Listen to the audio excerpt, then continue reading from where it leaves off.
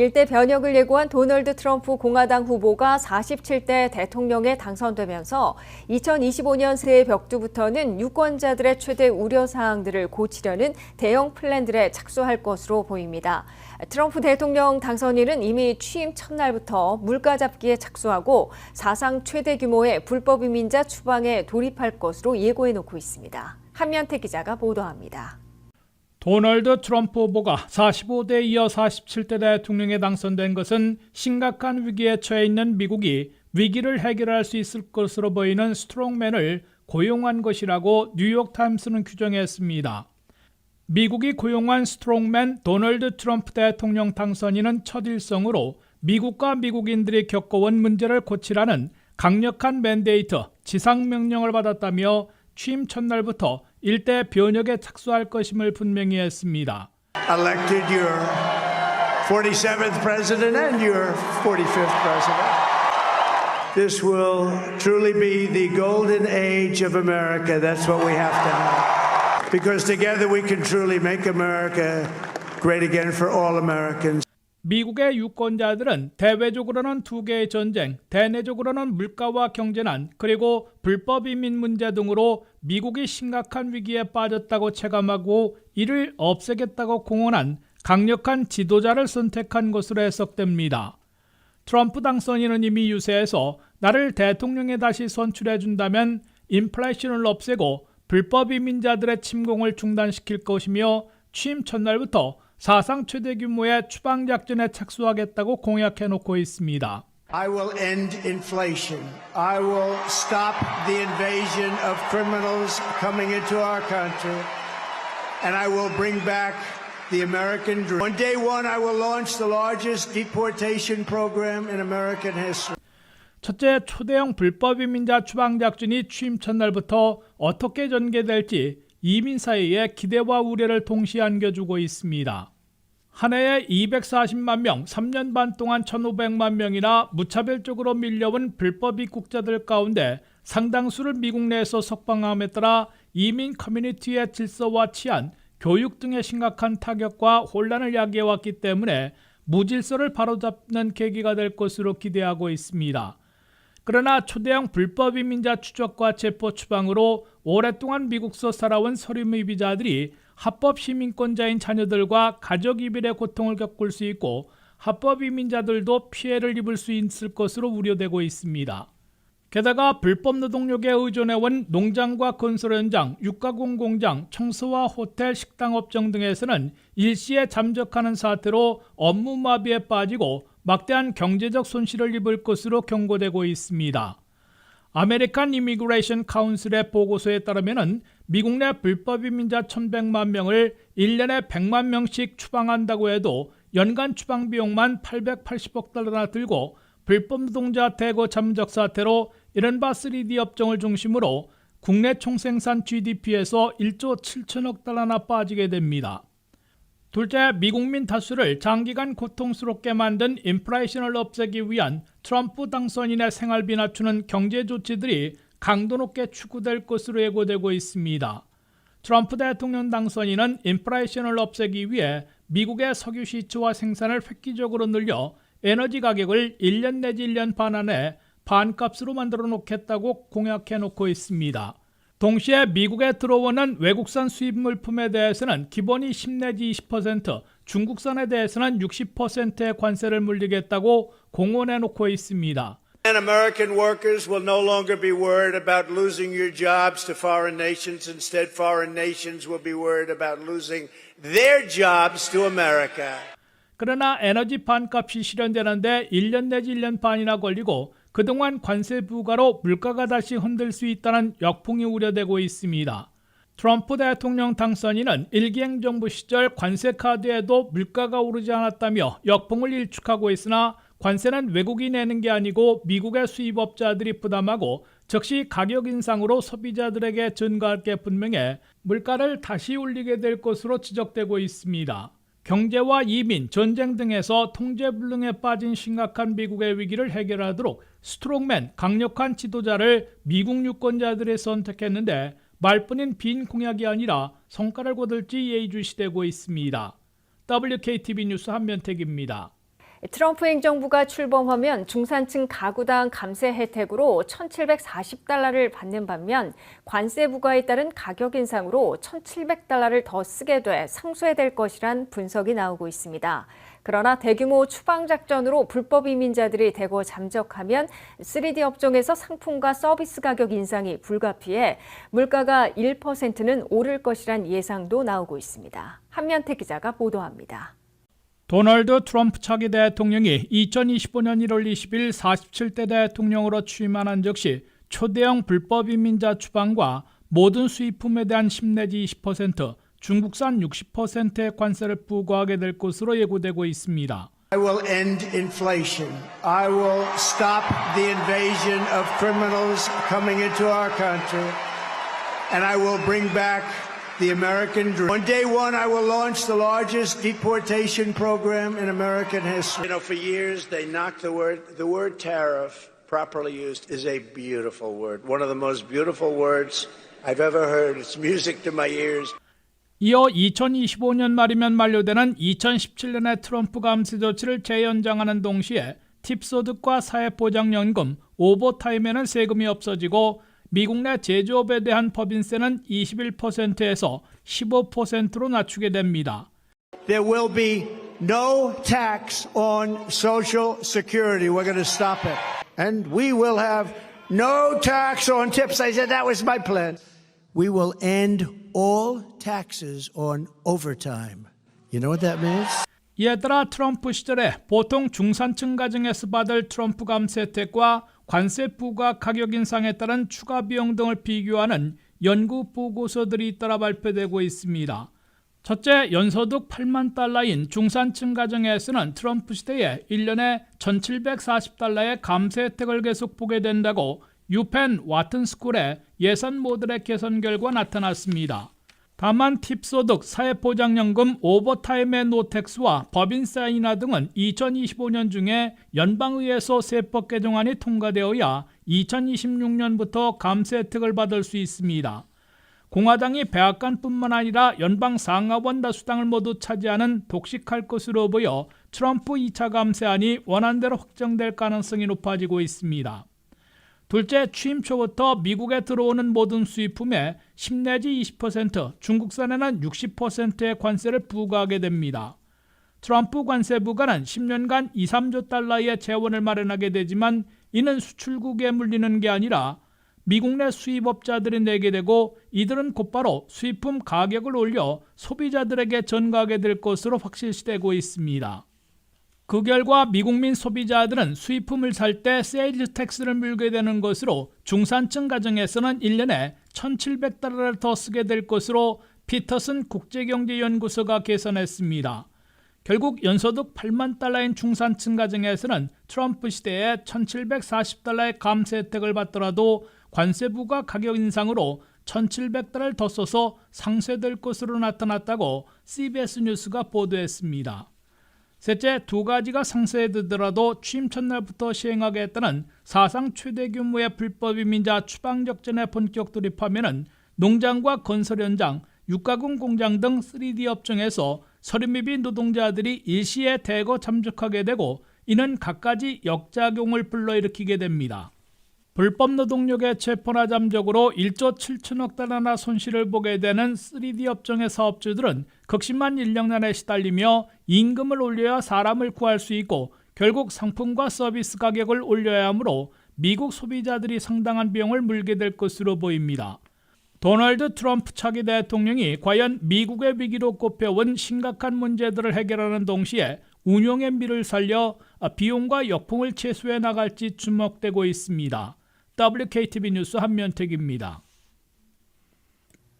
트럼프 2기 행정부의 첫 여성 백악관 비서실장에 선거 본부장이었던 수지 와일즈를 임명하면서 2기 내각에 들어갈 장관 후보 하마평들이 본격 나오고 있습니다. 미 역사상 최초의 여성 백악관 비서실장을 맡게 된 수지 와일즈 내정자는 백악관 참모진들은 물론 2기 행정부 내각을 구성하는 데 핵심 역할을 할 것으로 보입니다. 132년 만에 한 대를 건너뛰고 45대 이어 47대 미국 대통령에 당선된 도널드 트럼프 당선인이 본격적인 정권 인수 작업에 착수했습니다. 첫 인사로 트럼프 2기 백악관을 이끌 비서실장에 선거본부장이었던 수지 와일즈를 임명한다고 발표했습니다. 상원 인준이 필요 없는 직책임으로 확정된 수지 와일즈 내정자는 미 역사상 최초의 여성 백악관 비서실장이란 기록을 세웠습니다. 트럼프 당선인은 와일즈는 나의 3번의 대선전에서 성공적인 캠페인을 달성하도록 도왔다면서 그녀는 강인하고 스마트하며 혁신적이라고 평가했습니다. 수지 와일즈 차기 백악관 비서실장은 1957년생으로 올해 67세이고 유명 풋볼 선수이자 중계 캐스터의 딸로 뉴저지에서 태어나 메릴랜드 대학 칼리지 캠퍼스를 졸업한 후에 뉴욕 출신 고제 캠프 하원 의원 보좌관, 플로리다의 두 주지사 선거전 등을 지휘했습니다. 트럼프 47대 대통령 당선인이 첫 인사로 와일즈 여성 비서실장을 임명하면서 2기 내각에 누가 장관으로 낙점될지 하마평이 무성하게 나오고 있습니다. 보수적인 의회 전문지 더 힐과 로이터 통신 등이 보도한 2기 트럼프 내각의 장관 후보들로는 국무장관의 빌 해거티, 마르코 루비오 상원의원들이 거명되고 있습니다. 또한 트럼프 진영에서 오랫동안 외교안보 참모 역할을 했던 리차드 그레넬 전 D&I 국장 대행, 로버트 브라이언 전 국가안보보좌관도 국방장관 후보로 거론되고 있습니다. 국방장관에는 연방하원에서 반중국법에 앞장서온 마이크 월즈 하원의원과 1기 때 CIA 국장과 국무장관을 역임했던 마이크 폼페이오 전 장관이 거명되고 있습니다. 재무장관에는 억만장자 헤지펀드 매니저이자 트럼프 핵심 기부자였던 존 폴슨, 경제보좌관 역할을 해온 스콧 베세트, 그리고 1기 행정부에서 일했던 레리 쿠들로 백악관 경제위원장과 로버트 라이트하이저 USTR 대표 등이 거론되고 있습니다. 법무장관에는 존 레트클리프 전 D&I 국장과 에릭 주미트, 마이클 리 등 현역 상원의원들이 후보로 꼽히고 있습니다. 대규모 불법 이민자 추방을 맡은 국토안보부 장관에는 체드 울프 전 장관 대행이나 트럼프 후보가 많이 거론해온 톰 호먼 전 ICE 국장의 이름이 오르내리고 있습니다. 트럼프 이민 정책을 설계해온 스티븐 밀러 전 국장이 백악관에 다시 복귀해 대규모 추방 작전을 설계하고 조율하게 될 것으로 알려지고 있습니다. 이와 함께 트럼프 후보의 러닝메이트로 고려됐던 더그 버검 노스다코타 주지사는 에너지부 장관으로 거론되고 있습니다. 트럼프 2기 멤버들은 1기 때와는 달리 오랫동안 서로가 잘 알고 가족들과도 친밀한 이너서클 안에서 충성파들을 고를 것으로 예측되고 있으며 마지막 게이트키퍼는 장남인 도널드 트럼프 주니어인 것으로 미 언론들은 전하고 있습니다. 트럼프 대통령 당선인은 미국민들의 경제와 물가, 이민 등에 대한 불만을 마가 운동을 통해 해결하겠다며 강한 해결사라는 이미지와 메시지를 집중 전하며 승리한 것이란 분석이 나왔습니다. 상대방은 언시리어스, 파시스트 등 괴상한 괴짜 후보로 몰아세웠고 다수의 언론들까지 가세했으나 트럼프 측은 이를 미리 계산하고 한 번도 볼 수 없었던 선거전을 폈던 것으로 분석되고 있습니다. 한면태 기자의 보도입니다. 도널드 트럼프 대통령 당선인이 곳곳에 지뢰밭을 피하고 제45대 이어 제47대 대통령에 당선될 수 있었는지 하나의 주요 연구과제로 떠오르고 있는 것으로 보입니다.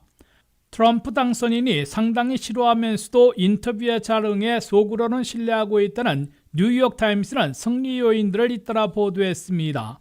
첫째, 트럼프 후보와 그의 선거 참모들은 특유의 불평불만을 거친 표현을 서슴지 않고 집요하게 터뜨려왔고 마가 운동에서 공화당 전체, 나아가 미국민들의 절반 이상에게 퍼지게 하는데 올인했던 것으로 뉴욕타임스는 해석했습니다. 트럼프 후보는 선거전에서 그로소리 가격이 50 내지 70% 이상이나 폭등해 어떻게 살아갈 수 있느냐고 자신의 일처럼 미국민 다수의 물가 급등에 대한 불평불만을 터뜨렸습니다. Grocery prices have skyrocketed. How can a family afford that? So when I win, I will immediately bring prices down. 이와 함께 바이든 해리스 행정부가 국경을 열어놓는 바람에 형사범죄를 저지르고 미국으로 물려온 1,000만 명 이상을 미국 내 풀어놓은 결과 주민들이 불안해하고 큰 피해를 입고 있다고 지적했습니다. 트럼프 후보는 심지어 현지에서 부인하고 있다는데도 토론과 유세해서 오하이오 스프링필드에서는 IT 출신 이민자들이 이웃 주민들의 개나 고양이까지 잡아먹고 있다고 퍼뜨렸습니다. In Springfield, they're eating the dogs, the people that came in. They're eating the cats. They're eating the pets. 근거 없는 주장을 무책임하게 퍼뜨려 역풍을 맞을 것이라는 경고가 잇따랐지만은 트럼프 후보는 눈 하나 깜짝 않고 물러서지도 않았습니다. 물가와 경제, 국경과 이민 문제로 큰 고통을 겪고 있는 미국민들의 불평불만을 트럼프 후보는 제1처럼 터뜨리고 누가 뭐라 해도 다소 과장된 수사를 동원해 집요하게 퍼뜨려 왔습니다. 트럼프 후보는 그런 다음 내가 당선되면 인플레이션을 없애고 외국인 범죄자들의 침공을 막을 것이며 사상 최대 규모의 추방에 착수할 것이라면서 미국민들의 불평불만거리를 한 번에 없앨 수 있는 강한 해결사가 될 것임을 부각시켰습니다. I will end inflation. I will stop the invasion of criminals coming into our country. And I will bring back the American dream. On day one, I will launch the largest deportation program in America. 트럼프 측은 그의 말이라면 무조건 믿는 마가 운동을 통해 열렬 지지자들에서 공화당 전체로 번지게 하고 결과적으로는 미국민 절반 이상에게 퍼지게 만들어 승리할 수 있었던 것으로 뉴욕타임스는 해석했습니다. 둘째, 트럼프 후보 측은 취약점으로 꼽히는 악재들을 이점으로 활용하는 데 성공해 승리할 수 있었던 것으로 뉴욕타임스는 전했습니다. 트럼프 머그샷이 새겨진 티셔츠는 베스트셀링 상품이 됐고 유죄 판결을 받은 날에는 하루에 1억 달러나 모금됐습니다. 펜실베니아 등 경합지들에서 상대방이 350여 곳의 필드 오피스를 개설하고 2,500명의 유급 직원들을 가동해 고정 비용이 많이 든 반면에 트럼프 측은 가가호호 방문하는 전형적인 지상전을 포기하고 일론 머스크 슈퍼팩의 지원에 의존해 절반의 선거 자금으로 승리했습니다. WKTV 뉴스 한면택입니다. 앤디 김 연방 하원 의원이 한인 최초의 연방 상원 의원으로 탄생했습니다. 앤디 김 후보는 8%포인트 차의 낙승을 거두고 한국계 최초의 연방 상원 의원이 되는 새 역사를 썼으나 이 메릴랜드에서 연방 상원 의원에 도전했던 한인 사위 레리 호건 주지사는 낙선했습니다. 류령아 기자의 보도입니다. 2024 미국의 선택에선 한인 사회, 한국계, 모국 한국을 위해서도 새로운 역사를 썼습니다. 앤디 김 3선 연방 하원 의원이 마침내 한인, 한국계로서는 최초로 연방 상원 의원에 당선됐습니다.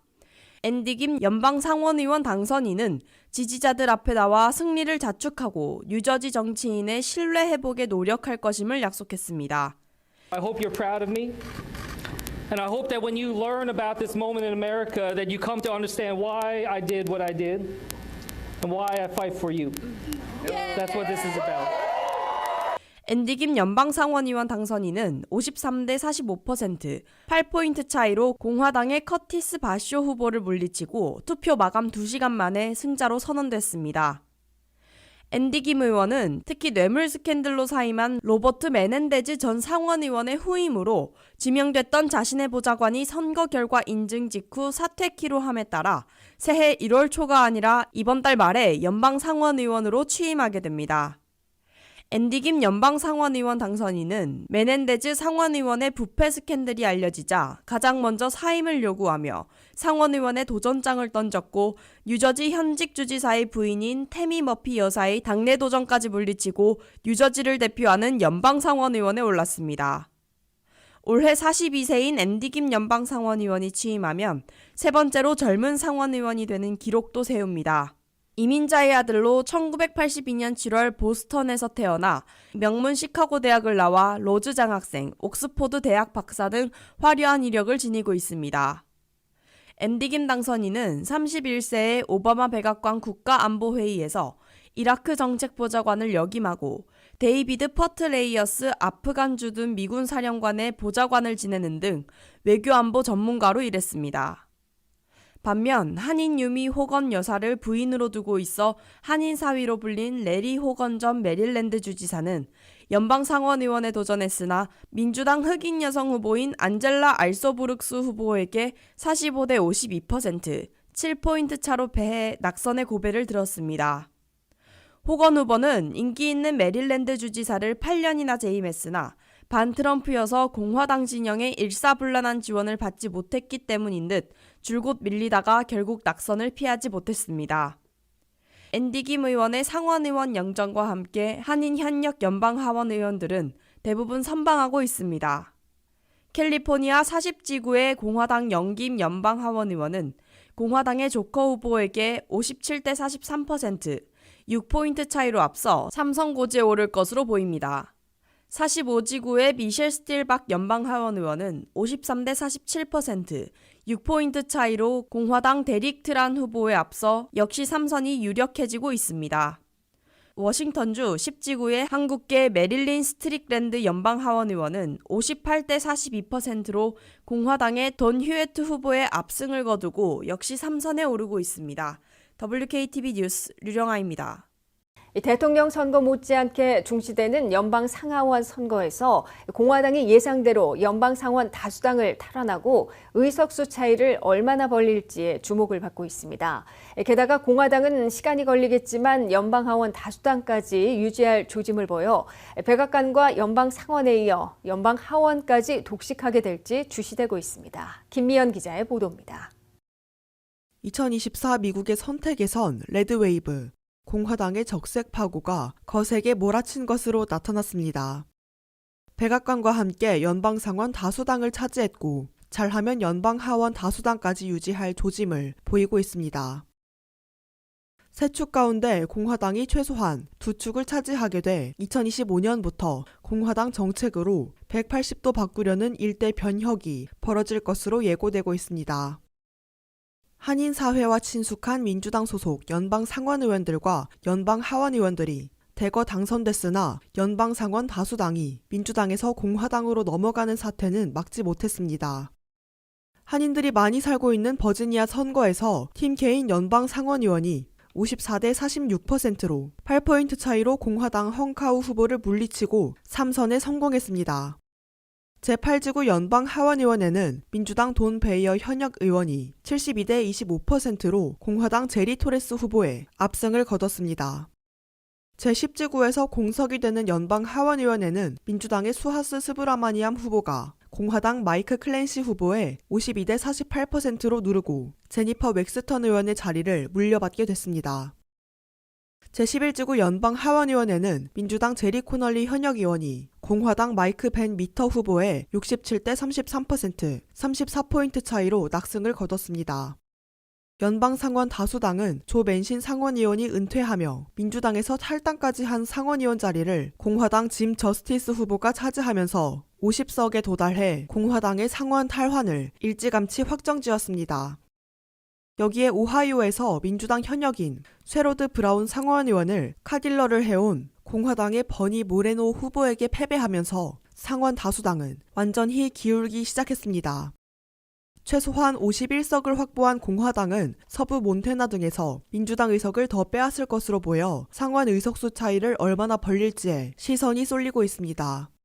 개표 완료로 최종 의석 분포를 확정하는 데 시간이 걸리는 연방 하원의 경우 6일 오전 현재 공화당이 197석, 민주당이 177석을 확보해 과반인 218석 도달해 더 유리한 위치를 차지하고 있습니다.